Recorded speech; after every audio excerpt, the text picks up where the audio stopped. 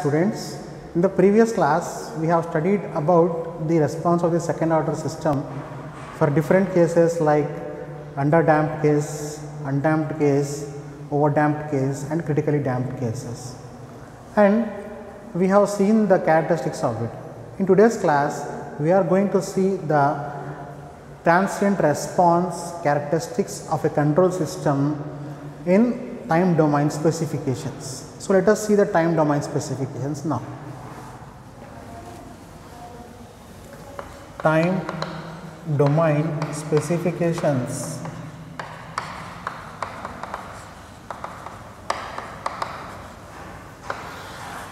So, if you have a transient response drawn like this in the figure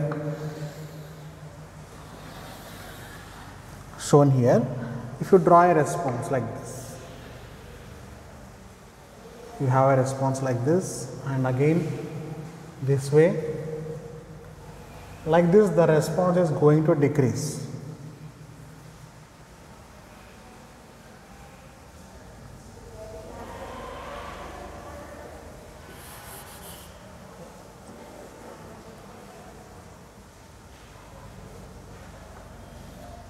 Like this. So, if you have this 0 here, and you see that there is some time given here. This is TD, okay, and this one is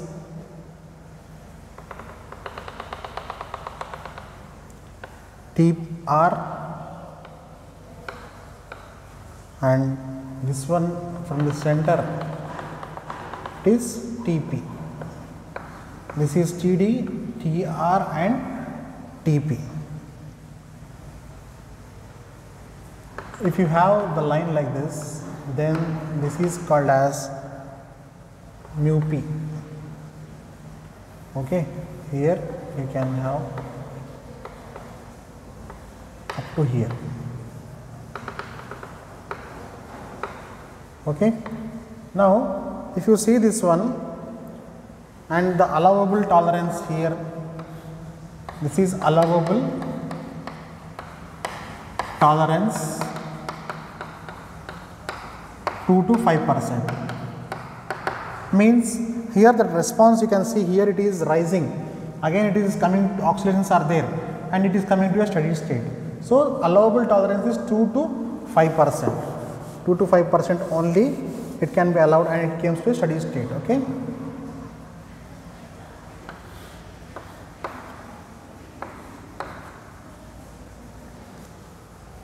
If you see this figure, you can understand that here some data is given and here it is 0.5 and here it is 1 and this is C of Tp. This is C of T here, and you are having the time T. If you see this, this is TD is delay time, this is the rise time and this is the peak time. Delay time, so it is the from 0 it is coming to 50% of the value, that is called as delay time. Now the response is coming to a 0.5 value of TD, and TDR means rise time. Here the response has started rising, and what is this TP? It is the peak time. Peak time means where the response has come to a peak. By seeing this all these time domain specifications, now we are going to talk about each and every term, that is delay time, rise time and peak time. Okay.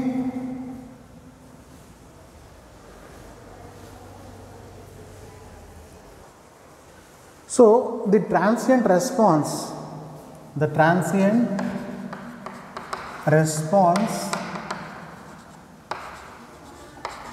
characteristics for a control system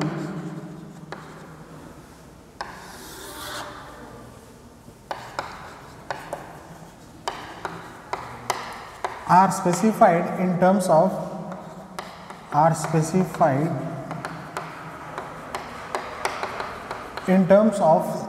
time domain specifications. Time domain specifications. If you see here, the transient response, this is a transient response characteristics of a control system are specified in terms of time domain specifications. So, if you see here, these are time domain specifications. TD is a time domain specification, and TR is also a rise time is called time domain specification. TP, peak time, is also a time domain specification. Okay. Now, we will go through one by one what is this rise time and peak time and what are the equations they are derived from. Okay. Now, see this, this is the maximum overshoot, it is also called as peak overshoot, also we can say peak overshoot mu p. So, it is from rising from here, TR to TP is called as mu p here. Okay. Now, we will start this delay time, rise time and peak time. So, first we will start about delay time.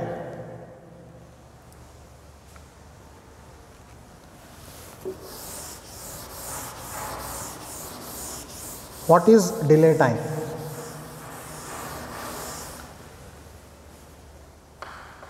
Delay time TD. Delay time TD is nothing but it is the time required, it is the time required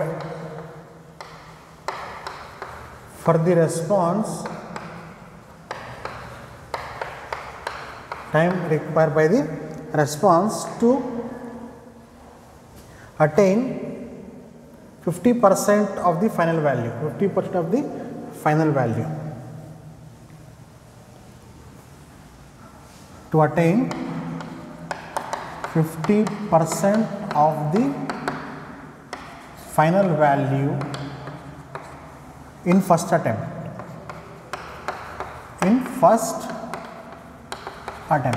This is what your delay time. So, it is the time required for the response to attain 50% of its final value in the first attempt itself. Okay. So, here it is 0.5 nothing but it is the 50% of the final value here. So, this is called as the delay time. Delay time is specified by TD. TD is equals to 1 plus 0.7 zeta by omega n. We are all familiar with zeta and omega n. So, TD is equals to 1 plus 0.7 zeta by omega n is the expression for delay time. Okay. You can see the delay time here by dotted lines, it is 0.5 means 50% of the final value here, 50% of the final value TD. Now, other one is the rise time. What is rise time?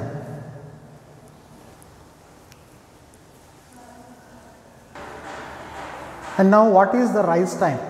Rise time is the time required by the response to attain from 10% to 100% of its value in the overdamped system, and for the underdamped system from 0 to 100% of its final value.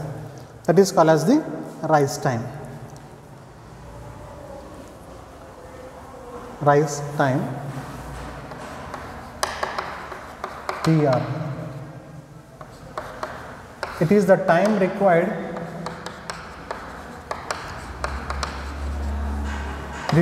by the response to attain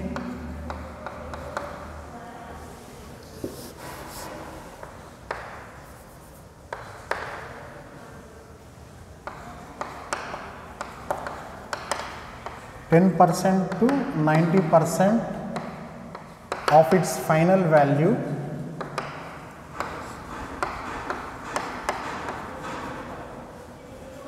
for overdamped systems and from 0 to 100% in underdamped systems. In the underdamped system, this is called as rise time TR, and the expression for it is TR is equals to pi minus theta by omega d seconds. Omega d seconds. Okay, this is the expression for rise time.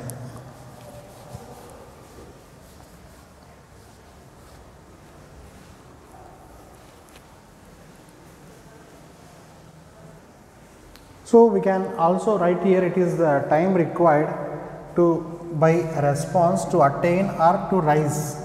To rise also you can write a rise from 10% to 90%.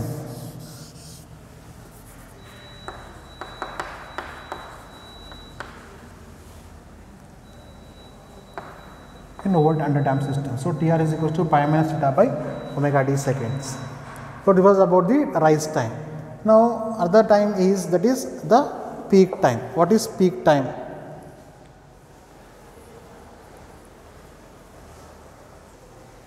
So if you see this figure here, you can understand that this is the value 1 here. This is the value 1, and this is called as this is called as peak overshoot.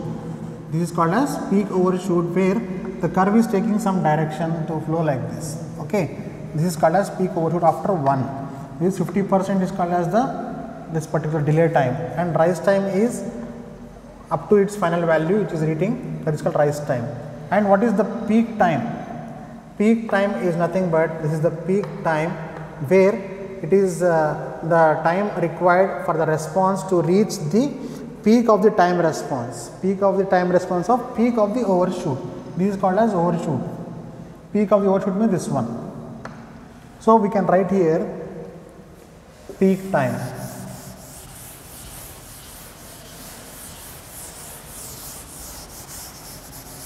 Peak time is, what is this peak time?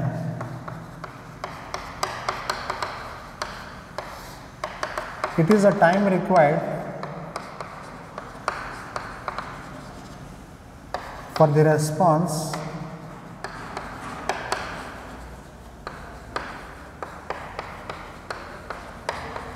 to reach the peak, of its value. So you can see here, to reach the peak of time response, peak of time response or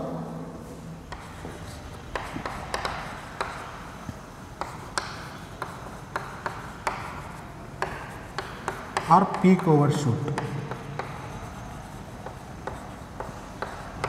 Okay. The equation or the expression for is this Tp.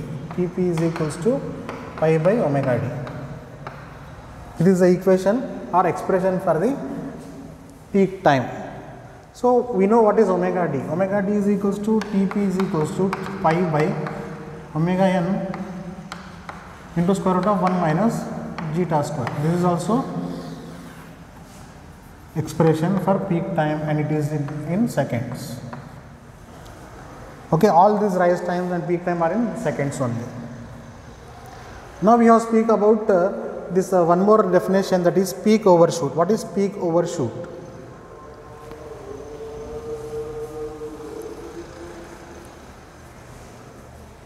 And now what is peak overshoot? Here the peak overshoot MP is given here. This particular part is called as peak overshoot.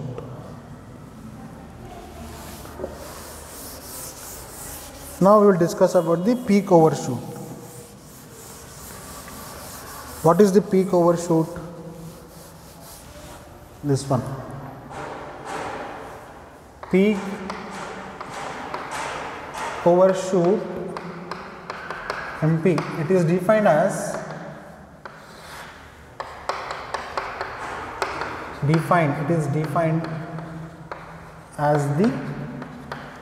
this MP. It defined as it is the nothing but normalized. It is a normalized difference between time response peak. It is a normalized difference. It can be defined as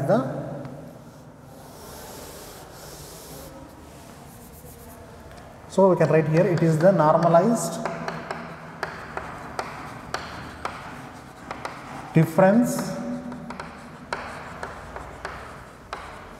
between normalized difference between the peak, normalized difference between the peak time response and steady output, peak time response and steady output, this one. So it has come to a steady output like this. So it is nothing but the normalized difference between the peak time response and steady output, and is denoted as like this, and is denoted as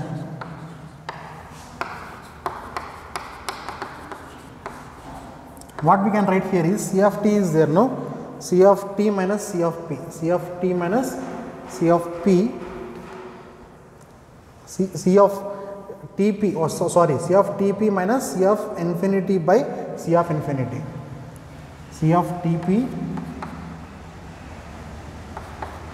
minus C of infinity by C of infinity. Here we can write this, what is C of Tp minus C of infinity by C of infinity into 100% gives you the peak percent overshoot, into 100% gives you the peak percent overshoot,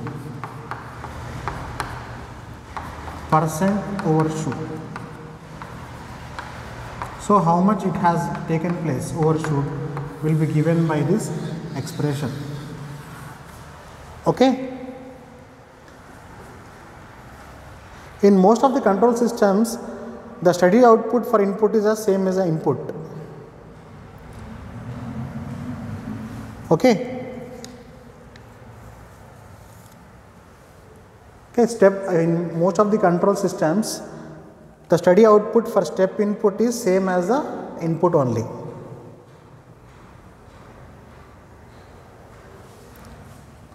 Now one more topic is that settling time. What is the settling time?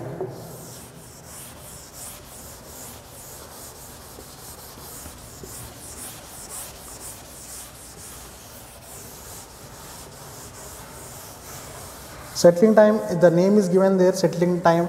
So this is nothing but the time required to settle down here up to these values. So it is settling here. These tolerance is also given, that is 2% to 5%. It oscillates and settles down. So it can oscillate up to 2% to 5% of its final value, and then it can come to a steady state, that is called as settling time. Okay. So settling time definition, and we are writing, and expression also we can write. What is settling time? It is time required for response to reach and stay within a specified limit. Settling time, yes, it is the time required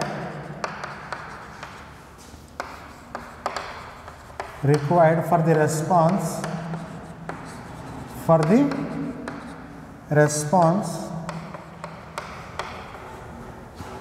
this one, to reach and stay within a specified tolerance band.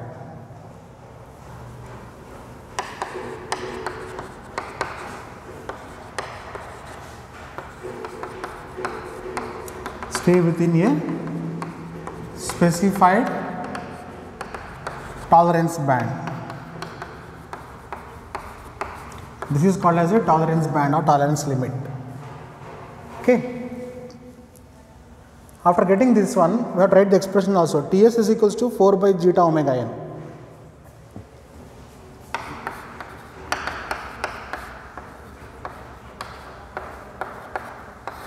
That is the expression for settling time. Okay.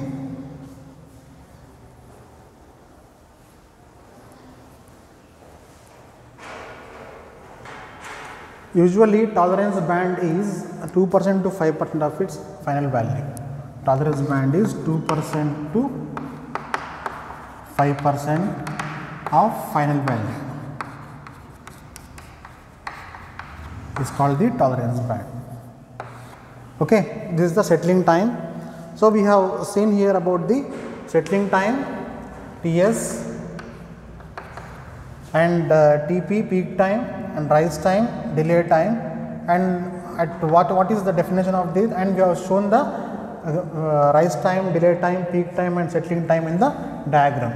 Okay. Now we have seen all these things, and also we have seen the peak overshoot also. MP is the peak overshoot for this time domain specification. Why? Because all the definitions are given in the time domain only.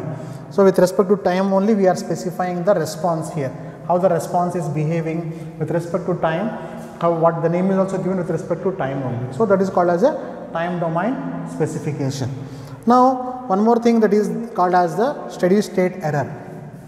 We will write the steady state error now. Steady state error is denoted by E suffix SS, small s's. So what is a steady state error and what is the importance of it, we are going to see now. Okay. So these settling times and rise time are very useful to find out for a response what is the settling time. In the problems you may be asked, like if you are given some response, he is asking you to find out the settling time, rise time, peak time and overshoot, then you can write the formula and find out the particular times, okay, time domain specifications. Now we will write the steady state error now.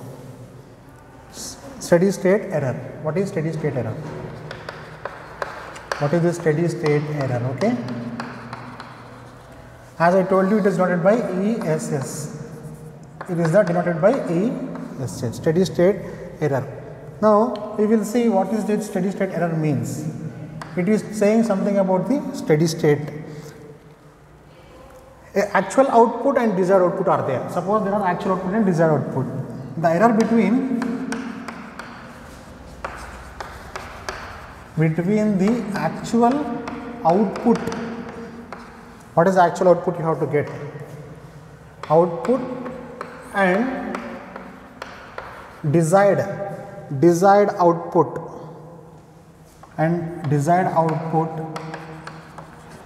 at t tends to infinity.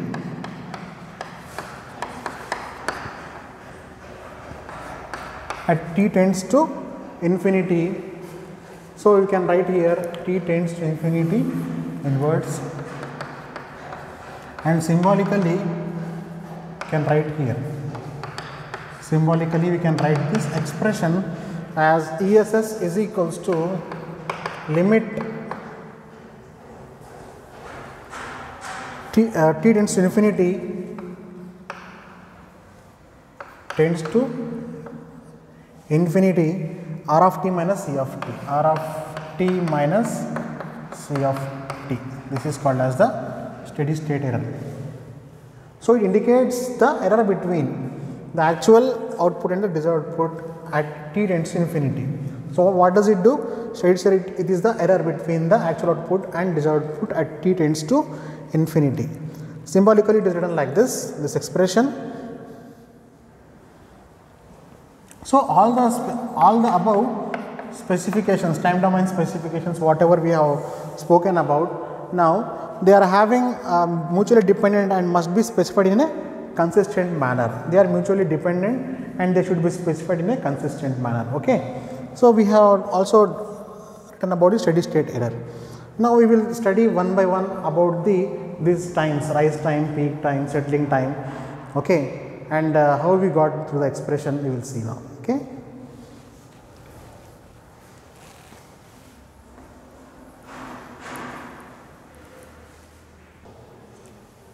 So we will see about the rise time now.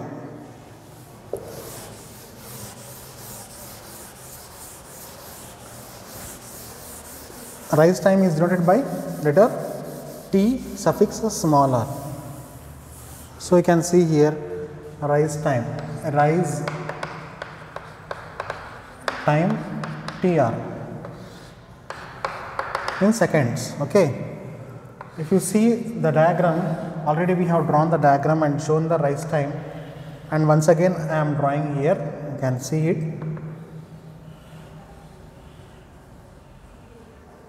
So this is what your rise time. This is maximum peak overshoot, and this is what your rise time here, and you can write here T R. This is T This is TR and this is C of t. Okay. So, we will take one example, a response of the second order system, a response of a second order system for an underdamped case, already we have gone through this underdamped case, all the 4 cases we have gone through. Out of those we are taking an underdamped case. Underdamped case, what we get here is, so C of t is equals to, if you remember that equation, C of t is equals to 1 minus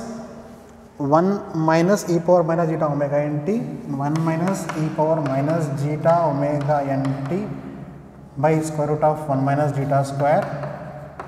This is the expression given, and one more thing is there here, that is sin omega d t plus theta, sin omega d t plus theta. This is the expression for the response of second order system for an underdamped case.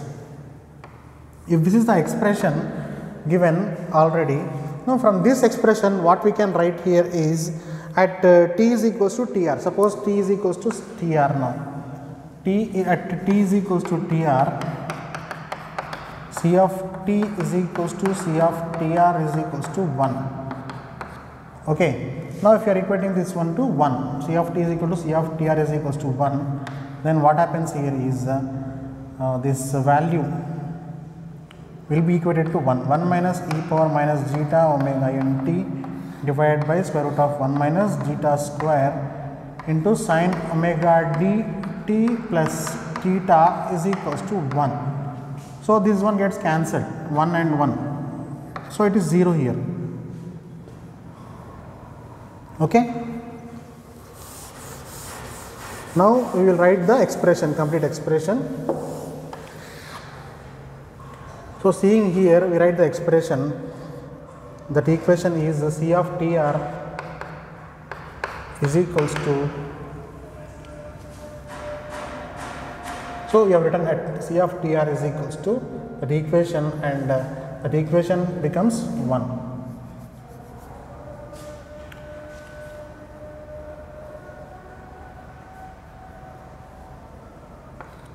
C of tr is equals to this equation, and that is equals to 1.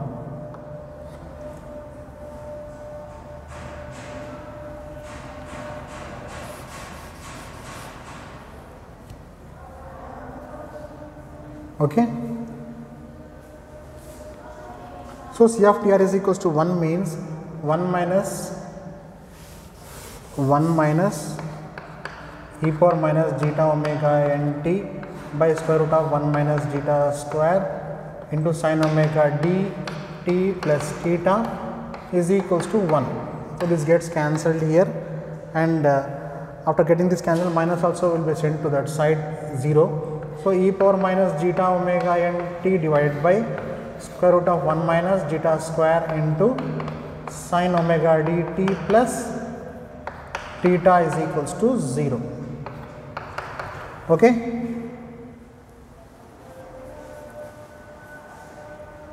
So, as we are saying here, t is equals to tr, can substitute in the place t here, tr also.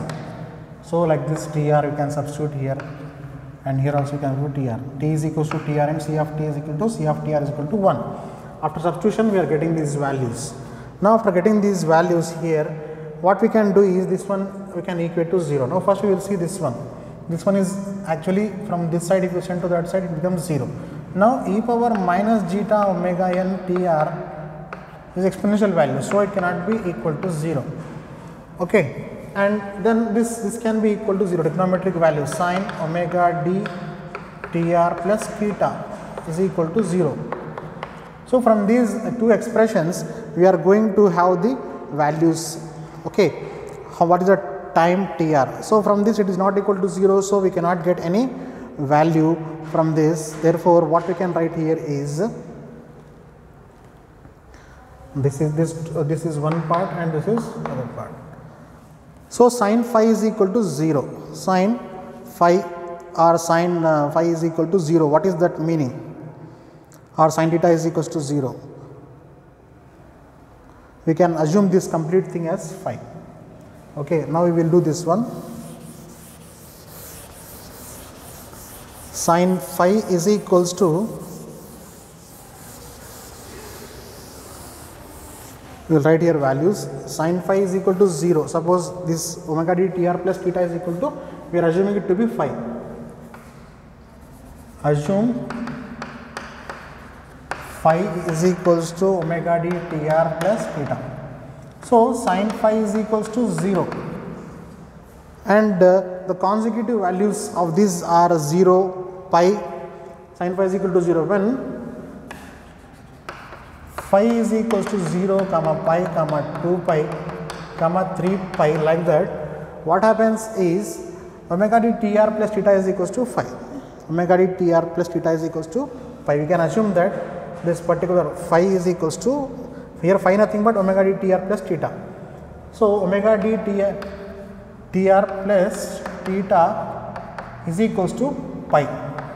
How we are telling this on pi? Because if you write here sin pi is equal to 0. Sin 0 is 0. Other than that, the value of sin phi is equals to 0 means that phi should be equal to pi. Phi should be equal to pi. Therefore, here this nothing but phi is equals to pi here. Omega d Tr plus theta is equals to pi. Therefore, Tr is equals to pi by pi minus omega d by theta. Sorry, pi minus theta by omega d. Pi minus theta by omega d. So, where since omega d Tr plus theta is equals to phi, we are assuming here. Okay. Right. So, this phi value can be ranged from 0, pi, 2 pi and 3 pi. So, sin pi is equals to 0, sin 180 is equals to 0 will be getting, and we got a value Tr is equals to pi minus theta by omega d. Okay. Therefore, the rise time is given by Tr